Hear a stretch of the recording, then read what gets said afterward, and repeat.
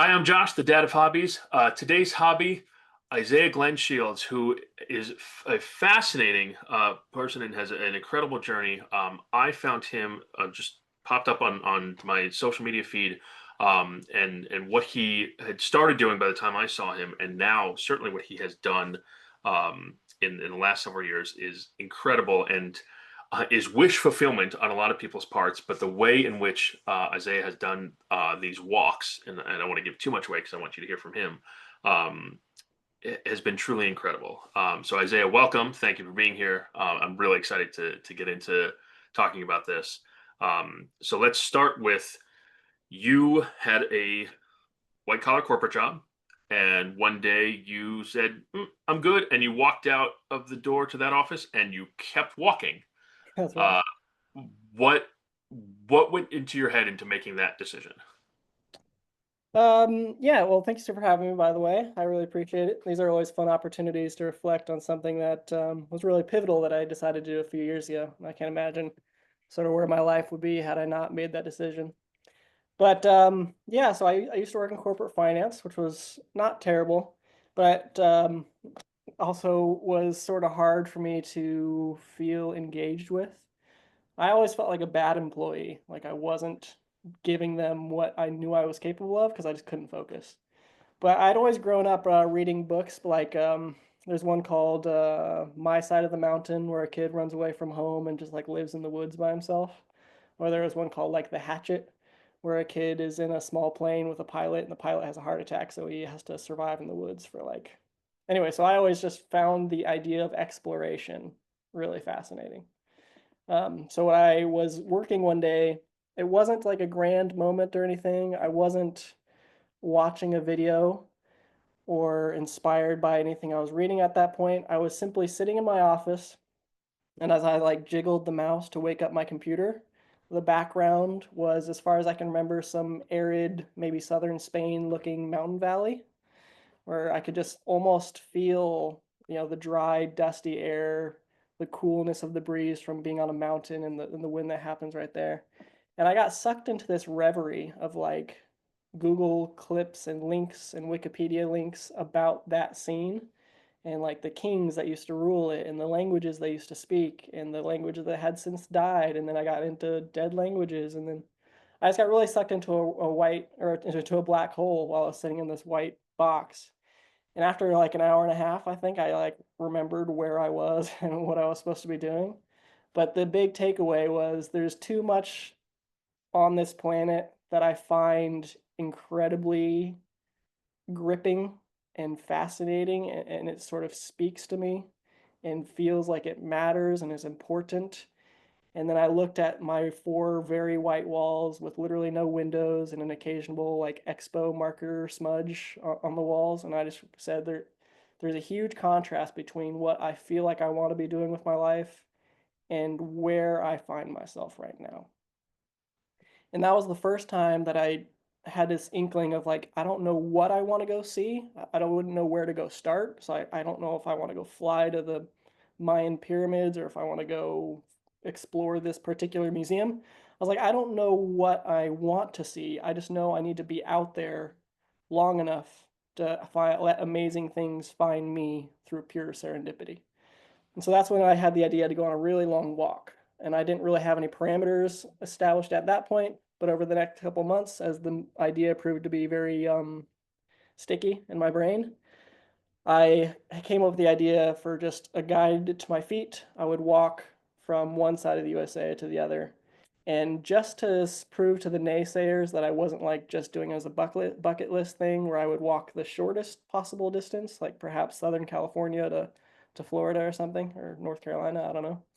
I picked the westernmost point of the continental United States, the easternmost point of the continental United States. And then, as you said, I walked off my driveway, walked to the westernmost point, turned around, and walked to the easternmost point. And then, with weather reasons, once I got to Montana, I walked all the way down to Texas so it was a little warmer, and then worked my way back up to Maine after I hit Florida. So many thoughts going through my head on Yeah, all of I didn't that. really give you a break on where to No, it's jump in. wonderful, and I there's the cheeky comparison to Forrest Gump, right? And the running, right? And good for you for walking, not running. So I don't know that you would have made it had you run the whole way. Just so everyone's got a sense of the map, what is the westernmost point in the U.S.?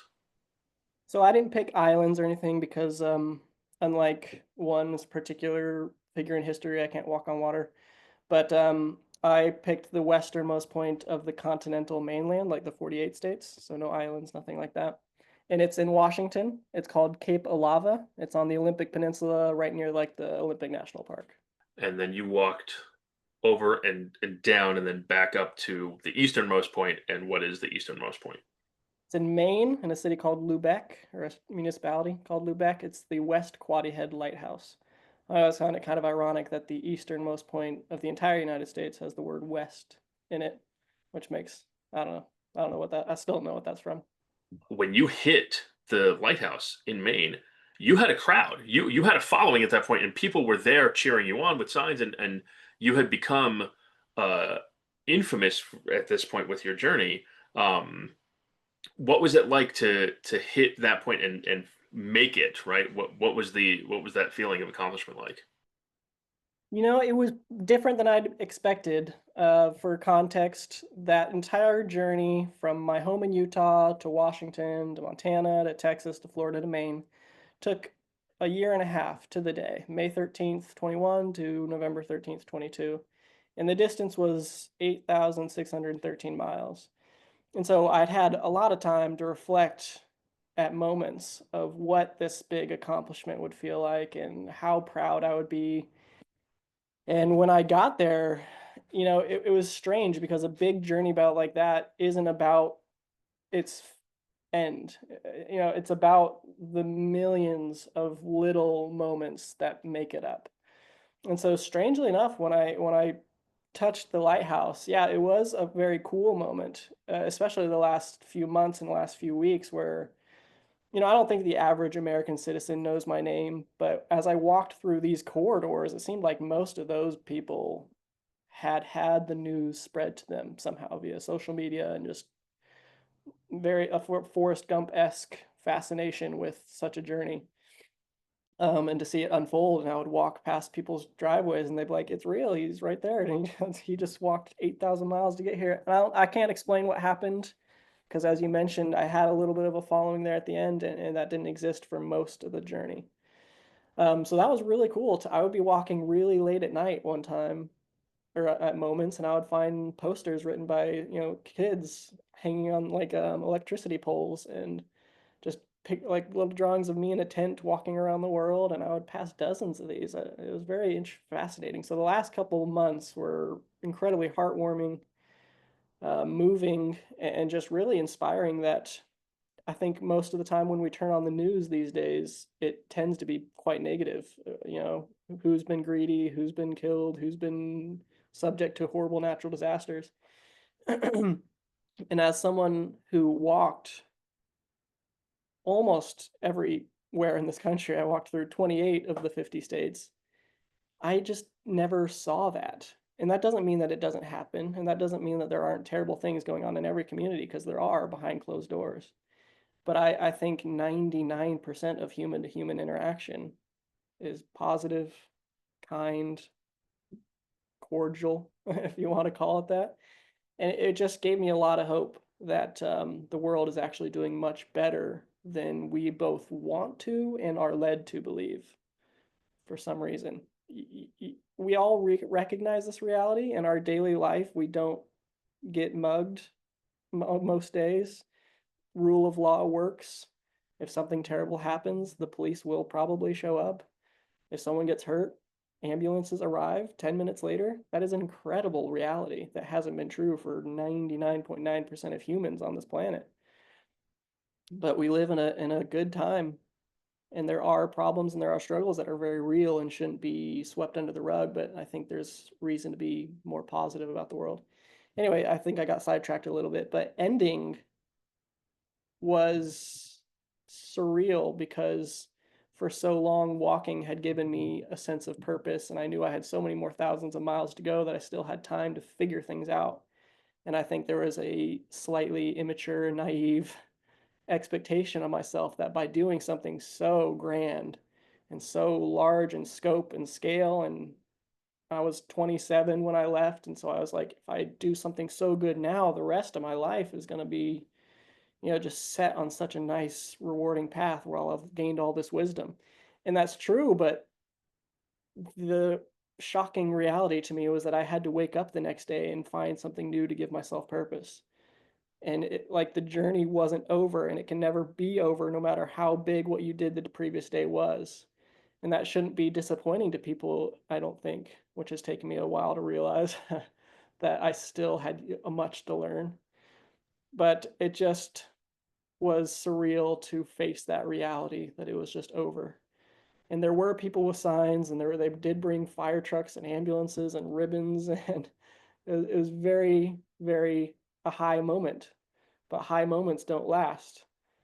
You have to go out and recreate what makes life beautiful every day by going out and putting effort into making life incredible and fulfilling every day. So simultaneously a huge high and a scary high too, because when you're up high, you can fall down. And I didn't want to fall down, and I have many times, of course, as we all will after any given good moment. But it was surreal in a lot of ways, and it's very hard to describe, I think, unless you've um, tried so hard at something for so long, which a lot of people probably can relate to.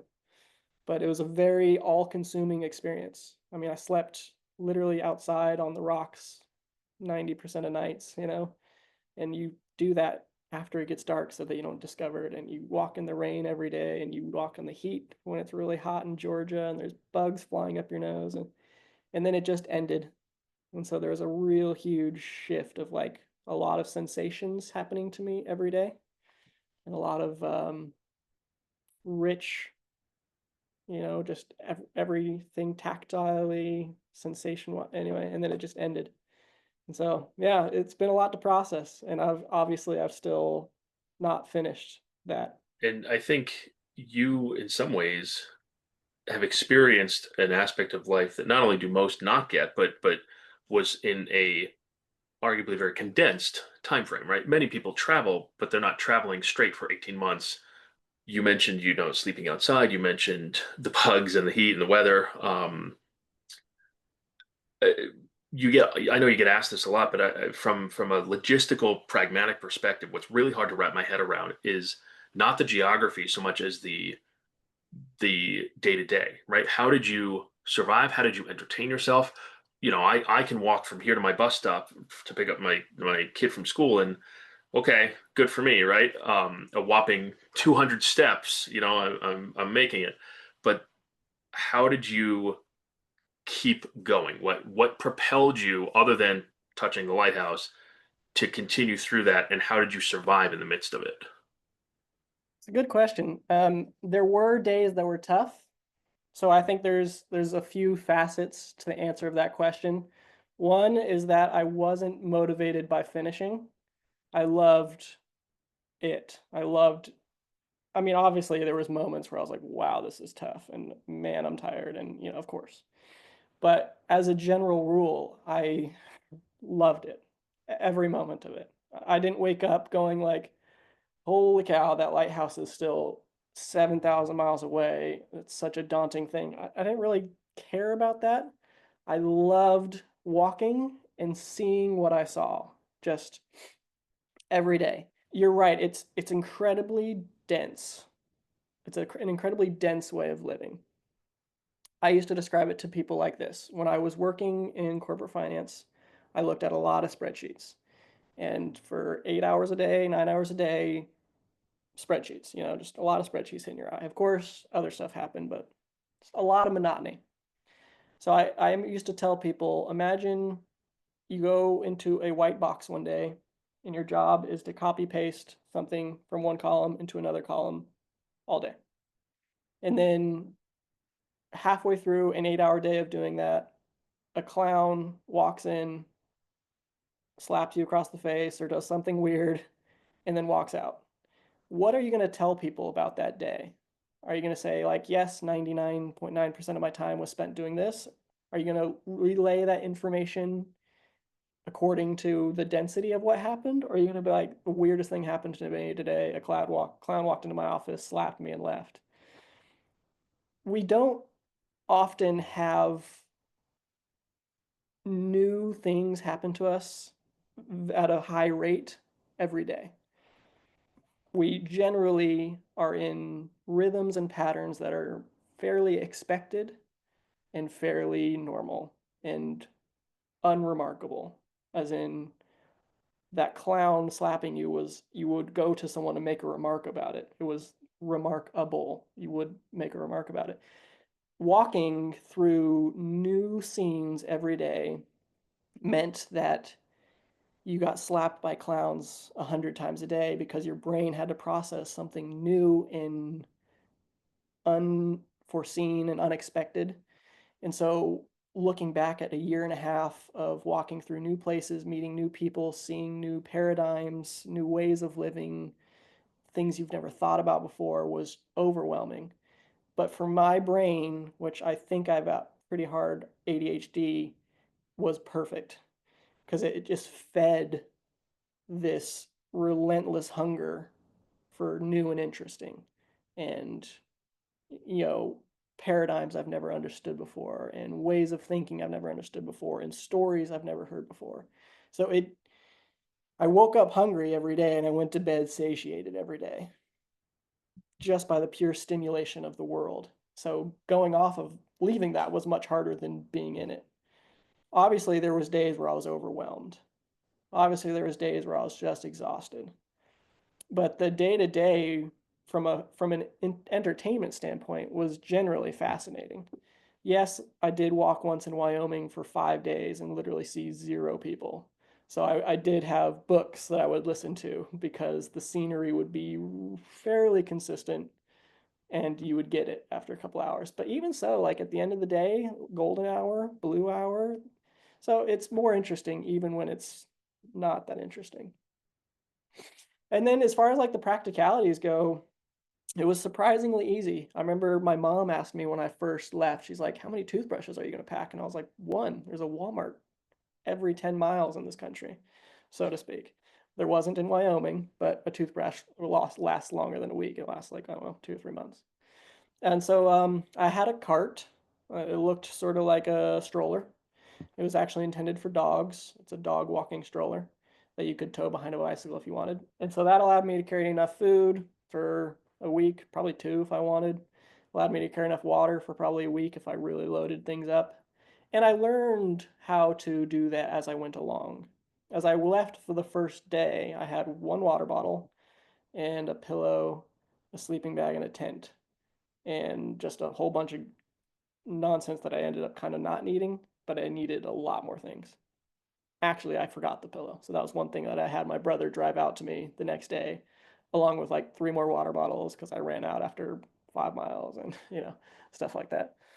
So yeah, the logistics weren't as hard as you'd think because you're able to spend all of your processing power on figuring out these problems. My first cart did break down almost immediately, so I had to buy a more robust one, things like that. Learning where you can walk and where you can't walk. A lot of roads in the United States are legal to walk on, including the interstate. I'm not recommending that as a life decision, although I personally think they're much safer than state highways because you have 15 feet of dedicated space on a shoulder to yourself with rumble strips, whereas on a state highway, usually there's the white stripe and then dirt or a guardrail. So you're in the lane that cars are using. Anyway, you can't walk on the interstate on every state. I always had to call the police to figure out which ones I could and which ones I couldn't. And by the end, I didn't like walking on the interstate anyway because it was boring. That's neither here nor there. But yeah, you figure things out one day at a time. I never had a master plan of where I was going to be walking every day. I know I have met other people that have gone on long walks and they have done that. So there's options. Some people knew exactly where they're going to be sleeping every night. They had a hotel pre-booked and stuff like that. I never knew where I was going to be sleeping. Or I'd say like 95% of the time. Sometimes I would know that my sister lived in Oregon, and that night I would be walking to her house unless I didn't make it, and that was always an okay option.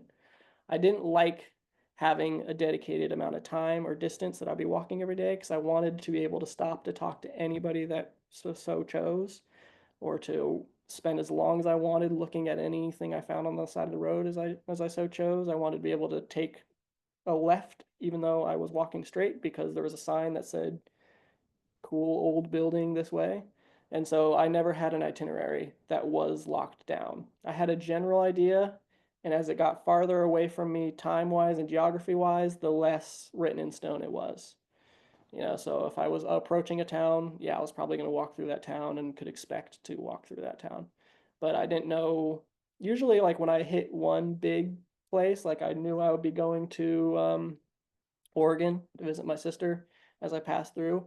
Once I got to her house and I left her house, I then had to literally pull out my map and be like, where do I want to go to next? What's the next big sort of chunk? And that ended up being the westernmost point. Anyway, but as far as what it looked like to get there, it was all up in the air, and you just sort of figured it out day by day. It's interesting that those survival skills, the problem solving skills, right? To your point of you use your processing power to adapt to your situation, right? And adaptation arguably is what has made humans get to where we are, right? More than any other animal. Um, there's an element of survival that you haven't touched on though, which is safety, right? You there's there's a lot of good in people, as you pointed out, right? Most people do live happy, safe lives, and we only see the extremes on the news. But for someone to walk literally the entire country and then some, there's always an element of safety concern, either from people or just if you get hit by a car on the highway, or if you run into a bear, or whatever, Bigfoot maybe, right? Um, how did you either handle or prepare for your own safety in those areas? Good question. And here's where I want to make sure I point out one thing that I don't think I understood slash appreciated 5 years ago when I started. I have a lot of privilege, and I need to recognize that. I think I felt much safer walking across, let's say the Deep South as a white male with a good education and a support network behind him that would bail me out in the worst case scenario. I have family that has disposable income, like if I needed to be bailed out of jail. I have parents that are both college educated and siblings that live all over the country. So for me, my safety net is quite strong, which just mentally allows you to take risks. So I need to really recognize that that's real, and that, as a white, clean shaven male, I was able to feel at ease in many places where others might not. And I wish that wasn't the reality, but it is. That being said, I have seen females do this, and I have seen people of color do this, and so it is possible. But I do recognize that they have to consider and face things that I did not have to. So that is a very unfortunate reality, but um, I don't know how to fix it besides make sure people know it exists when I can help make that real. But as far as other things go, I think no matter what you look like or no matter who you are, 99% of the time, in this life, you won't have adrenaline pumping through your veins. It'll be a very casual moment. But there are a few adrenaline inducing situations you can run into. The biggest one I faced was cars, people on their phones. Um, Blind corners can be really intimidating, especially in Pennsylvania. Ooh, those roads were rough. I'd like to And point out, as someone who lives in Pennsylvania, right, right, even in the cars, we don't like those blind corners. they're scary. And boy, were they a lot of them. Um, you're not the only place, but that's the first thing that I can think of. Italy was also pretty rough, which we haven't mentioned yet, but we'll get into the next walk. Bears is a real thing. I did wake up to one outside my tent in Washington, but that only happened once, and I had bear spray, so that's how I prepared for that. And as I was reaching for it, my heart rate, and like I woke up in the middle of the night, and my heart was immediately high. I actually passed out and woke up, and he was gone, and it was sunlight, and it was so. I don't think I was very well prepared for that, but I like to joke, which maybe is not taking it seriously enough because I mean, people do get attacked by bears, but I like to joke that I unintentionally played dead very well. Um, and then, people, you do have to be aware that not everybody has the best intentions. I maintain that most people actually like to be helpful, even if they, even by looking at them, you might think they might not. But people do attack people sometimes, and you have to be ready for that reality. And the best way I can say to do it is just to maintain a heightened sense of awareness when you need to, and then trust yourself and the gut and the intuition that you'll develop. I have turned down a few offers from people that offered to let me stay on their house just because things didn't quite feel right. But those were few and far between. I did have one guy, just as like a story. I was in Oregon on the interstate, I-84. Oregon in the east is very deserty and dry and sparsely populated. So there was not a lot of people around. And so, especially on the interstate that were not in a car. I mean, I don't think I passed anybody else except for this one guy named Roland who whizzed by on a bicycle, which is pretty uncommon on the interstate. And he saw me as I was like starting to set up for the night, and I was really tired, and I had just heard that my previous girlfriend had just gotten engaged, and I was in a rough state mentally, and I was like, please just keep going, please just keep going. And of course he pulled over, and of course he could have been a nice guy, but he seemed like he was on something. He talked just rapid fire, eyes were kind of flitting. This does not necessarily indicate bad life choices, but his head was shaved and covered in pretty aggressive looking tattoos. Not the worst thing in the world, but kind of a red flag in some cases. And in order to try to assure me that he would be a good person to let sleep in my tent with me, he's like, you can hold on to my gun, and then you'll be the one with the power dynamic. And I'm explaining this like a rational person, but he was less rational. Anyway, and so I managed to extricate myself from that situation, making sure I always had a couple of feet between him and myself, just in case the worst case scenario happened. And then as I tried to talk him down and explain, I actually kind of want to keep going a little bit more, long road ahead, just kind of making excuses that sounded reasonable. I walked until pretty late in the night, and then I slept in a bush just to make sure Roland, who was on a bike and go much faster than me, wouldn't find me if he so chose to really want my tent or my supplies, or I don't know. So, yeah, you just have to trust your own intuition. You do develop a little bit of a sense, but when you're first going out and these things are new to you, it's just good to be aware of that. Most people you can trust. Most people are going to be okay, but it only takes one time for someone to not be trustworthy for the story to have a really not happy ending. So you just gotta be careful. And that's life, right? No, life is not without risk.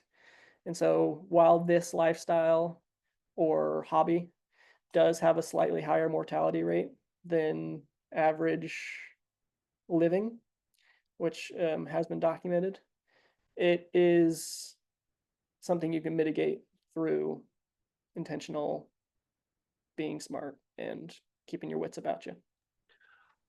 You mentioned before you ended when you touched the lighthouse. You now had this high sort of drop and what to do next. You decided to continue the journey, and instead of not just instead of walking back the other way, you said, you know what, I'm going to find a new place, and you have walked across continental Europe, right? That's right. So walk me through how you went from the lighthouse to now getting to the Europe walk. Yeah, I think I left for Europe in July of 23, and I touched the lighthouse in November of 22. So there is 6 or 7 months there in between. Eight, I don't, not math. Anyway. Yeah, I think I didn't know for sure what I was going to do when I finished the lighthouse. Because when I left for the walk, I kind of assumed it was going to be a reorientation of my internal values, basically give myself time to recognize what I want to do with my life and not necessarily what that is. Like, am I going to be a lawn care professional or a dentist? It wasn't so much the what, it was more the how. Like I want to live every day in a way that is important, which I basically took as like kindness to people, awareness of my impact on the world, both potential for good and bad, and just making sure I woke up every day and didn't let time slip by unnoticed. And so when I got home and realized maybe there was an opportunity for me to keep doing what had felt very meaningful, as the walk changed from just me as a solo individual walking as a stranger through towns, which is what it was for the first 6,500 miles. As I walked through towns, I would get curious looks, but nobody knew I was coming. I did talk to a lot of people who tended to be the most outgoing and curious of the community, and those were very positive interactions. But somewhere around South Carolina, all of a sudden people started like honking as they passed by and going like, "Oh, there he is!" And I didn't know what happened, but a shift had happened where there was awareness that there hadn't existed before.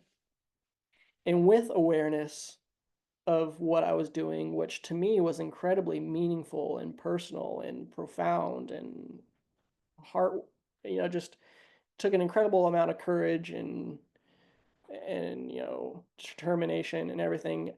I would write about these incredible experiences I had with, you know, a homeless man who walked with me for a mile, or a family who let me stay in their house during a snowstorm after meeting me for 90 seconds, or just these incredibly moving pictures of human interest and the journey a human goes through as they try to make sense of taking care of our needs and then finding meaning in a life.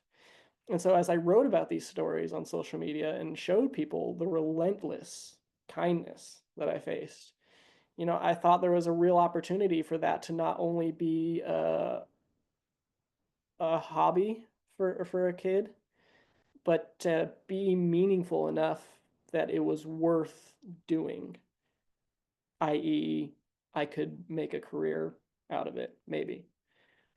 I think it's hard for most artists to overcome the internal dialogue and the external dialogue they receive that what they're doing doesn't produce bread or a car or a roof over your house or a mattress, tangible things that we need. But in a progressist Western industrialized society, there's so much less need for material things than we have manpower to create. We industrialization has led us to meet our physiological needs many times over.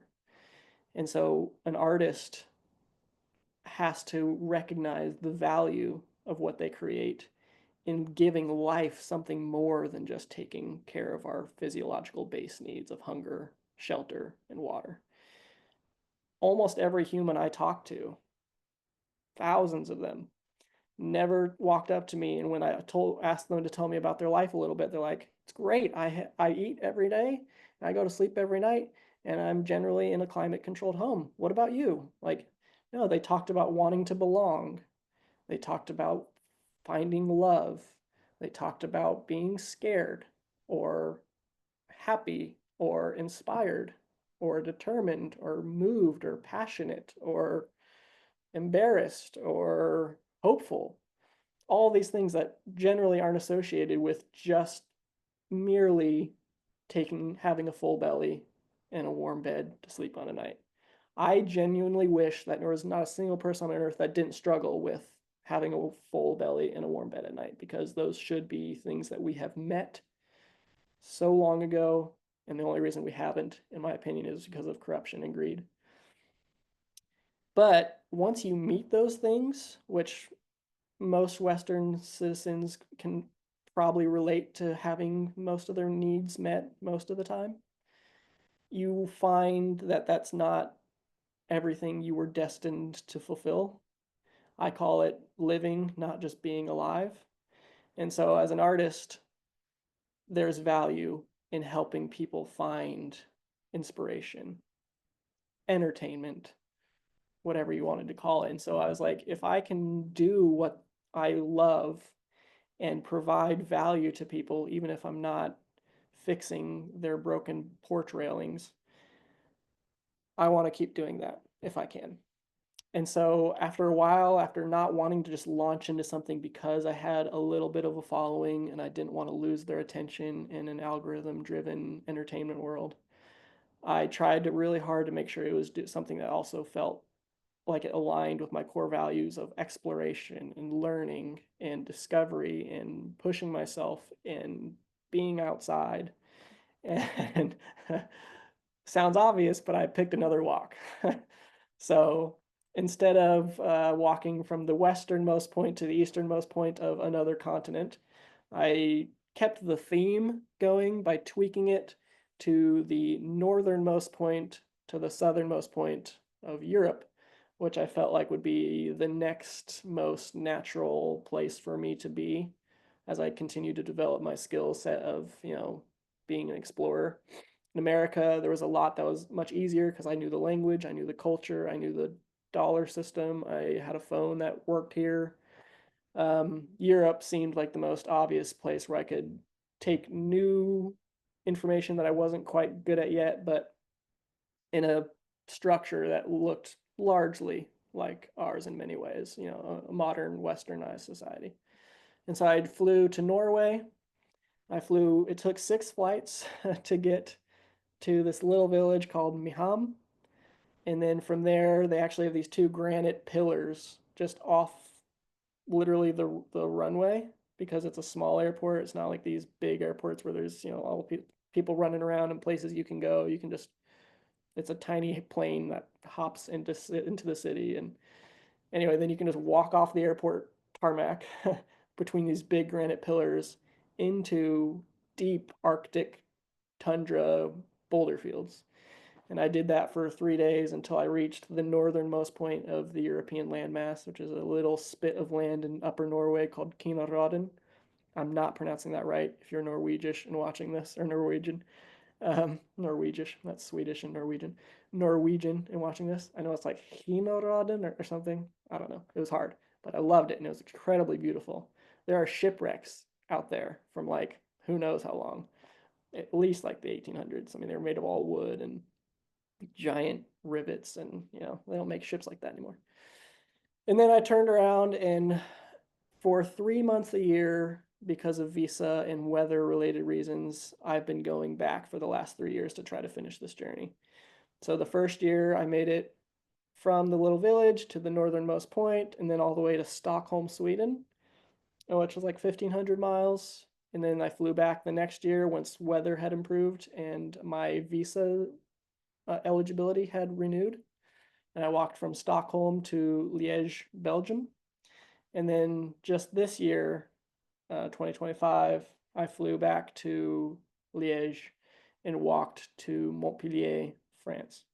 And then next year, my intention is to fly back to Montpellier and then finish the journey in a place in Spain called Tarifa, which happens to be the southernmost point of the contiguous connected landmass of the European continent.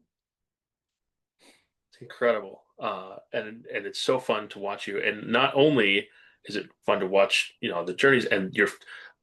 By the way, as somebody who does photography, your photography skills are incredible. And I apologize if this sounds off, but I it didn't start that way, right? Like you just started snapping, right? And you learned photography over these journeys. And not only the places that you're going offer incredible photographic opportunity, but your skill has massively improved, and it's very clear you love storytelling through photography too. Um, and so it is both a joy to follow and see these photos, and then it makes me super jealous that you're taking these. Um, in addition to the people and the stories and the adventures you've had, you have had some companions in your personal life join through this, both of the human kind and the four-legged kind. So tell me a little bit about how you gained your furry friend, and then I believe your now wife. You're officially married now, or Yeah, that- that's on the close? docket. Yeah, Okay. we're living together. We're partners. But we haven't tied the knot yet. But Fair enough. Apologies, jumping the gun, but that's um, okay. We anticipate that happening in the near. So but it's not you met both on these journeys, yes? kind of. I mean, I didn't meet either of them while I was out walking, but just while these were parts of my life. I'd had a few people join me, like mostly family, for a day or two, but there was a lot of solo walking, which was true through the entire American walk. I walked 99% of it by myself, or maybe 97. I could do the math in my head. 500-ish days. I probably had a companion, maybe 10 of those days total. Um, so whatever the math does on that, 98 actually, I think, because math. Yeah, and then when I was in Europe the first time, after I had taken a big break and it was a new place, and obviously the American chapter couldn't be.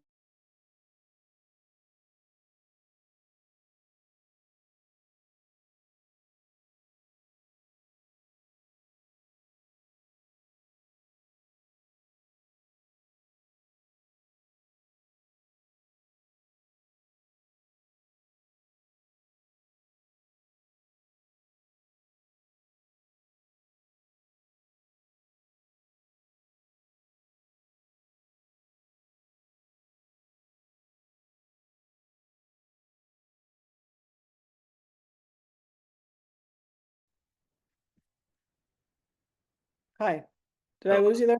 yeah. So the last thing I heard was the American chapter. Oh, okay, so it's been a while. Sorry. Gotcha, gotcha. Okay. Okay, so the American chapter was its own little entity. Even though I wanted to continue what had made that special, it was its own complete chapter. And I couldn't quite just continue the magic because I had set a goal and I had met it. And I just felt like every time I tried to piggyback off of what I had done, it just didn't feel authentic. And anyway, so the European walk ended up being quite a different concept. One, because the European nations I walked through had a very different mentality and sensation and paradigm and way of looking at adventure. In the United States, that kind of adventure is a foreign concept. When people would see me and hear what I was doing, it was continual, like, shock. Every time people are like, people just don't do this. What you do is you have a job and you provide for your family and you pay a mortgage, and obviously there's many people that don't do that. But I faced continual surprise and curiosity about what I was doing. And just it took a moment for people to wrap their brains around it. In Europe, it's very much the opposite.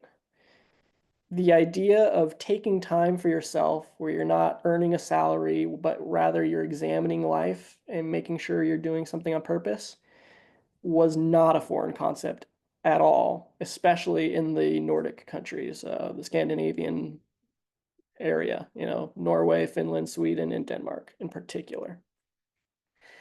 So that was a double-edged sword in that when people saw me, there was no fear, there was no judgment. In those countries, you can legally camp pretty much anywhere, including private property. Not someone's front lawn, But for example, if a company or an individual owns 100 acres of untouched woodland, they can't put fences around it and restrict public access to it.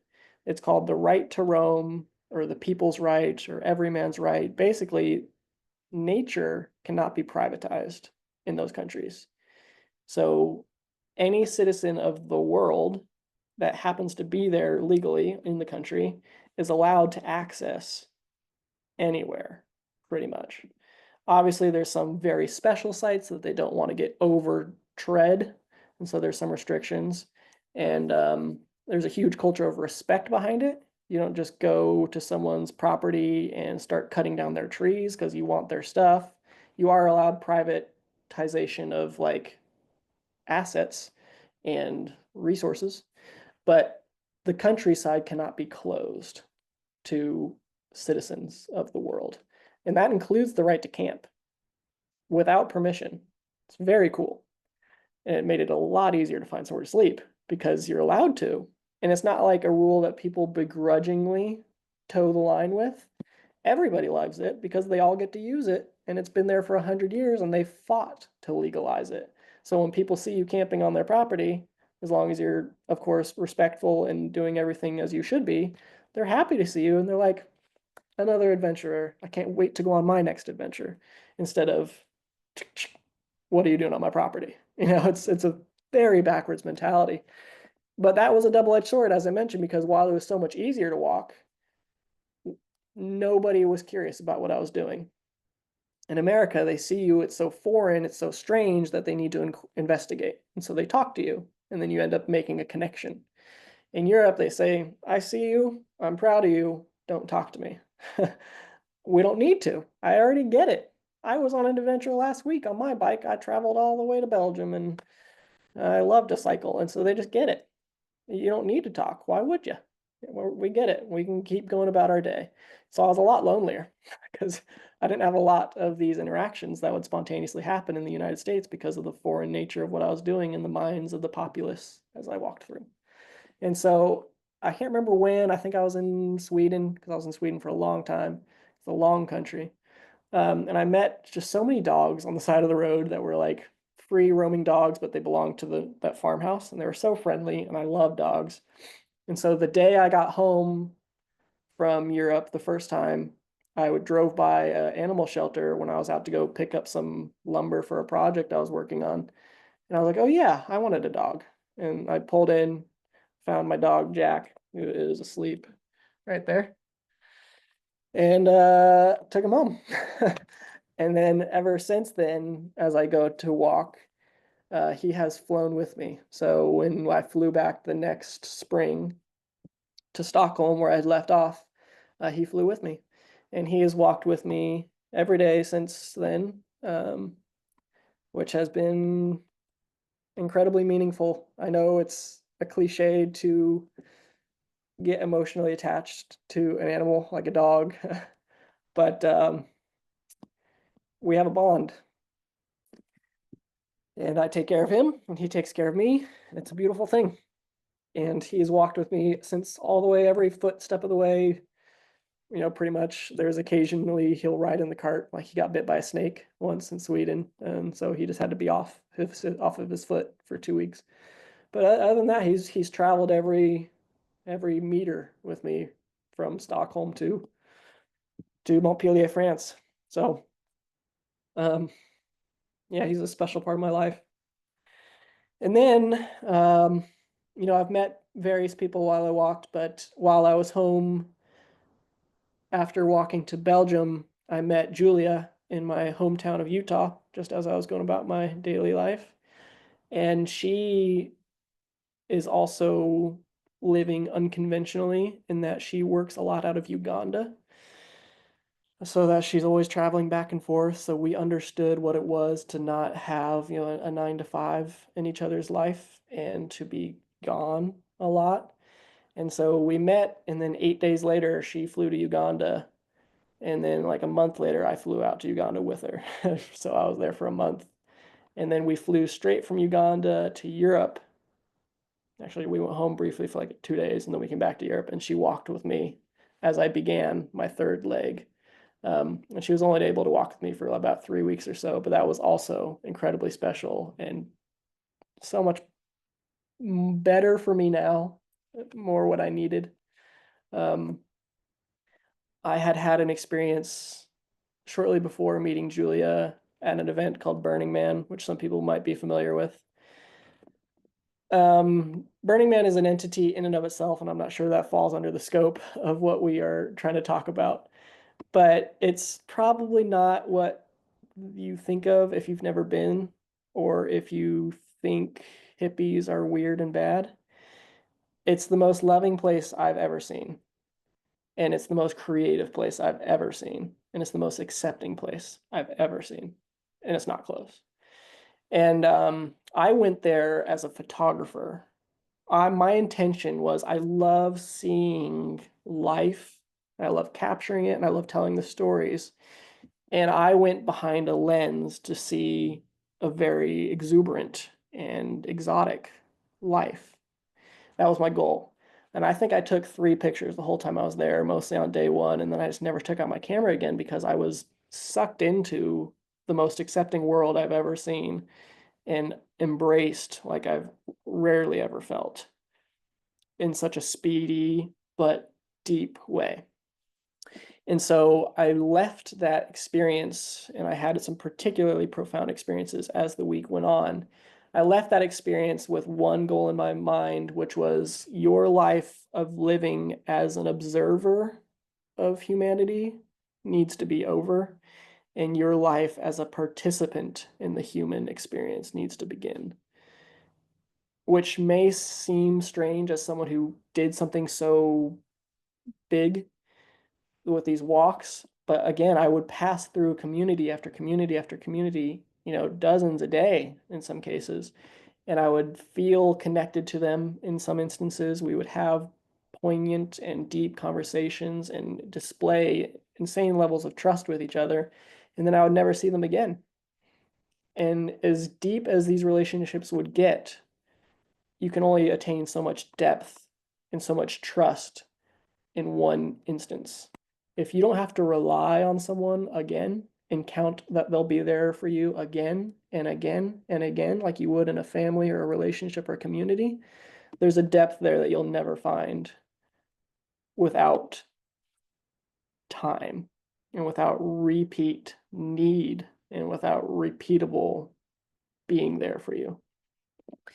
And so I realized that I had, over the last 3 years at that point, 3.5, lost a lot of my ability to connect deeply in a lasting way with people because I always knew I was going to leave. I could be intimate with the things I would share about my life. I could be vulnerable and with no repercussions because they were never going to use that against me. They were never going to be in a heated argue with me and use an insecurity that I had told them about myself against me. And so I realized that as convenient as that was in some cases, I was never hurt by that.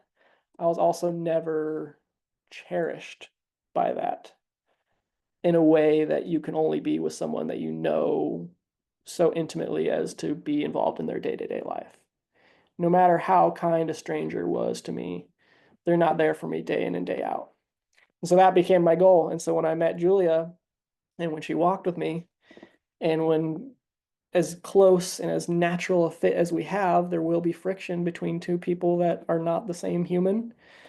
And to then be able to work through any small disturbance or disagreement in ways we would do things or we feel about things, the connection that you feel with that was what I needed at that point in my life. And I think I now am striving to understand how I can move forward in a life that balances this insane appetite for adventure with a budding and growing and nascent desire to build something more permanent, to be part of a community, and to put down roots. And I don't know how to balance the two yet. That'll be the next chapter, I suppose. And there's something really sweet and poignant. You get to now pack two toothbrushes, right? but they're That's not built for you. If somebody were to go do this now, let's say somebody were to go start this journey, do these huge walks, right? What is the number one piece of advice you would give them? ooh. Well, I'm gonna say one that seems like a little bit of like a given, and then I'll try to think of the next one. The one that I would say is make sure you recognize that it's okay if the long walk doesn't prove to be for you a little while in. I have seen a pretty high failure rate. I get contacted not, every day, but not infrequently by people who have had this idea cross their mind and want to know some tips and tricks. And I do my best to give them as much wealth of knowledge as they are able to drink in at that moment. And then, like I said, what I've noticed is a pretty high failure rate. And that's pretty okay, actually. I think it takes enormous courage, presence of mind, self awareness to examine your life and want to go on a big adventure. And then to actually take the first step is huge. Huge. If you last 2 weeks, you should be incredibly proud of those 2 weeks. But don't keep walking because you said you would, or because people are watching and you don't want to feel embarrassed. However long you do walk, be very proud of that. And if you come to the realization that it's just not, you don't need to walk any further to get out of it what you wanted to, or that this actually isn't the best way to get the cathartic release or the realignment in your life that you're looking for, that's okay. Go back to the drawing board, try something else. And if you did get what you needed to out of it in 2 weeks or a month or 6 months, then great. You don't have to keep going if you're done, whether that be 2 days or 2 years. So don't be down on yourself. And then as far as just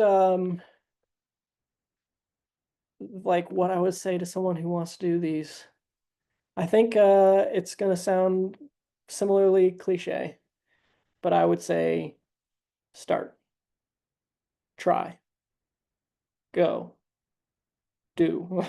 All the really easy ones, because I have seen so many people plan for so long and try to figure out all the details ahead of time. And it is sort of like trying to drink a river dry with a straw. The amount of flow of data you can get by thinking ahead of time of what could be a factor and what wouldn't be a factor is just 1% of what you can figure out by doing it. I went to school for business. And one of the things that my computer's low battery, I'm going to plug it in real quick. There we go. It's right there. One of the things they taught us was to iterate quickly. If you have an idea, build a prototype, see where it fails and where it doesn't, and then fix the failures. Don't spend 6 months at the drawing board unless it's an airplane and that failure means death. If it's an airplane, you need it to stay aloft, stay at the drawing board for a long time. But when the risk of doing it is low, i.e., you're walking out your door and you're going to be 10 miles away from your family for the first day, just walk out your door. Go see what it feels like to try to camp somewhere you kind of can't in the United States, because that's the reality of doing this in the United States. Camping is hard. I maintain that the single most difficult aspect of the entire American walk was finding a place to sleep every night. It was the most stressful. Some days I would wake up literally dreading knowing that tonight I need to find another place to sleep. It's not always the case in the American West. It's much easier, a lot more open spaces. Still hard. Still hard, especially if you're anywhere near a city. But go try that. So yeah, I guess to not be too wordy, because I have a tendency to be. My biggest recommendation would be start, give it a go, and you'll learn very quickly what's more relevant what's needed. And if it is something that makes you love it or that makes you happy. There's one book, this is the last thing I'll say to answer this question. There's one book I read. The title is, it's got a bad word in it. And I don't know who your audience is catered to, but I'll just bleep that out. It's called The Subtle Art of Not Giving a Bad Word. Um, he is pretty brazen with the way he speaks, so his tone might not be for everybody, but I really liked him. He seemed really honest. The bit that I found particularly insightful and really struck a chord with me is he described when he was a younger kid or maybe in his teens how much he wanted to be a rock star. He said he would daydream of, hitting the perfect notes, having the greatest solo, and watching the crowd just come alive. And he's like, that dream was intoxicating to me. The result was intoxicating to me. The result of all this lifestyle that would lead to that moment, the highs. I pictured the highs of this lifestyle and I loved them. And but year after year would go by of him going, okay, this is the year that I'm going to buy a guitar, really get into it, get a coach, put in multiple hours a day to practice. And then the year would go by and the next year would come around and he'd be like, all right, now this is the year. Because every time he sat down with his guitar, his brain would be like, okay, what else do I need to be doing right now? I should wash the dishes first so that, then I'll be undistracted. And so I think people need to, my YouTube channel at the time was called You Do You. My advice to people wasn't go find a walk or go walking. It was find what resonates with you. Try to find something that is meaningful and hard and something you'll learn from, but that you can't stop yourself from thinking about. Because rather than being in love with the result of the process, I was never motivated by the fact that there could be people at the lighthouse cheering me on and telling me how great I was. I loved every minute of it. I was in love with the process, not the result, is how he phrased it in the book. He's like, if you try to devote your life to something whose result you're in love with, but whose process you can't get yourself to be consistent with, you'll never compete with the people whose parents have to beg them to stop playing the drum at 3 a.m. because they need to go to sleep and have resorted as a last call to soundproofing their basement and buying soundproof headphones so that they can sleep because you cannot stop yourself from practicing the drums. You'll never compete with the people who love it to death. I loved walking so much more than I can possibly ever tell people because every aspect of it just fed exactly what I needed. And if you want to see if that's true for you too, because I didn't know that it would be. I told people if I walk a week or a month and I'm done, great. And I just never stopped because I didn't want to finish. I loved waking up and doing it. So the best way to find that out is to try. And if you can't put the book down, so to speak, you found something that works for you. And if you keep looking at the book that's on your coffee table that you keep meaning to crack into, it's probably not the right book. The journey of 8,000 miles begins with a single step, right? You got to start walking. I've got one more question for you before we wrap up. And you're not going to like this question. Uh, for those of us that can't just go out and walk, right? For those of us that can't do the whole journey, if you could recommend one place for us to visit, right? You got to pick one spot on the map. What's your top recommendation? You're right. That's an extremely hard question.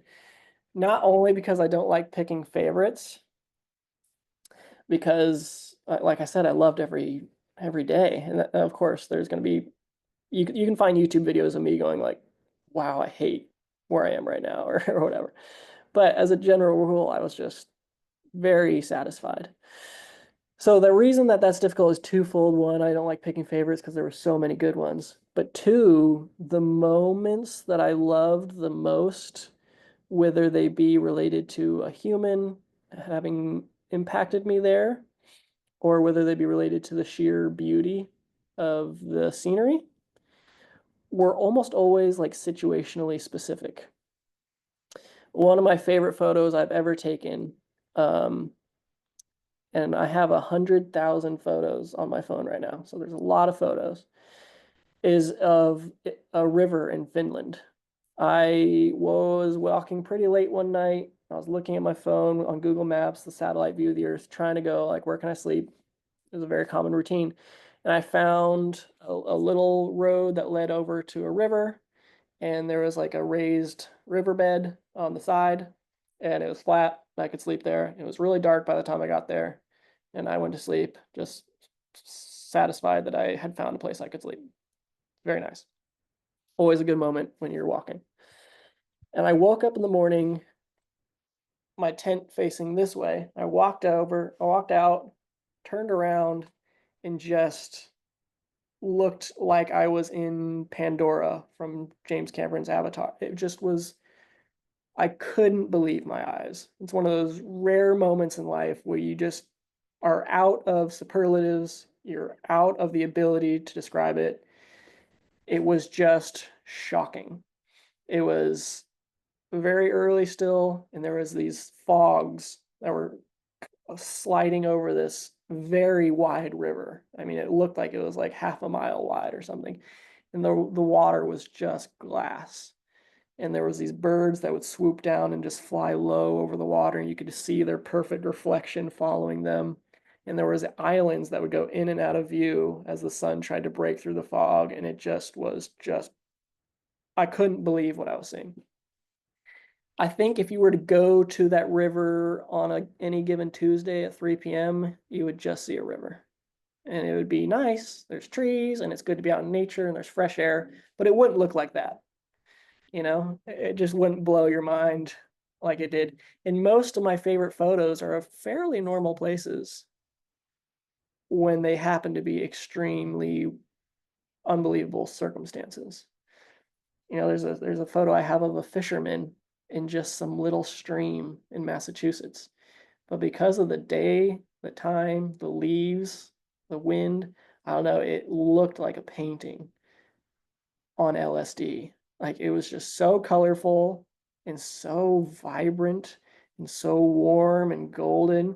But I think if you saw that like stream that kind of looks like a gully or a drain or a gutter, most of the time, you would never give it a second glance.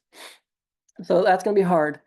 But I would say maybe one of the most underrated places I've been as a general rule is Wyoming. I didn't know a lot about it when I walked in, but I think the ratio of time I spent there to ratio of time I had my breath taken away was one of the highest places I can remember. I mean, I you're certainly not the first to say that, right? I mean, It you was know, wild. it's Yeah, I made a photo book shortly after I finished, and I've gotten a lot better at photography since then. But both the front and back cover of that book were both taken in Wyoming, if that tells you anything. The Wind River Canyon region, especially. so. Speaking of your photo book, and you mentioned your YouTube as well. If people want to see your photos, if they want to hear your journey, if they want to follow you, if they want to get more of all of the stuff you've done, I know you have a website, IsaiahGlenShields.com. Are there other places that people can find you or that you'd like them to go to? I think that website does have most of the links. So if people want to find the easiest place to get to the other places, I think that will work. IsaiahGlenShields.com. I post most often on Facebook because for whatever reason, that's the platform that grew the most. I have a YouTube channel. You can find the links. Maybe you'll put them in the description or on my website. And then there's a Patreon, and my website has a very, very small store where you can buy that book or photo prints. Nothing crazy. But yeah, I think if people are looking for a one-stop shop and they're truly interested in finding out more, that'll probably be an easy home base for them to launch off of. Thank you so much for chatting. This has been a joy. And as I said, someone I've just found you on my feed, and now I get to hear the behind the scenes, so to speak, and these stories. it's a true privilege, and I, to use your word earlier, I cherish this. This has been a lot of fun. So thank you so much. For those watching, you can find IsaiahGlenShields.com. Follow him on whatever platform you feel appropriate on. Feel free to like, follow, and subscribe. Dad of Hobbies as well. And Isaiah, thank you so much for taking the time with me today.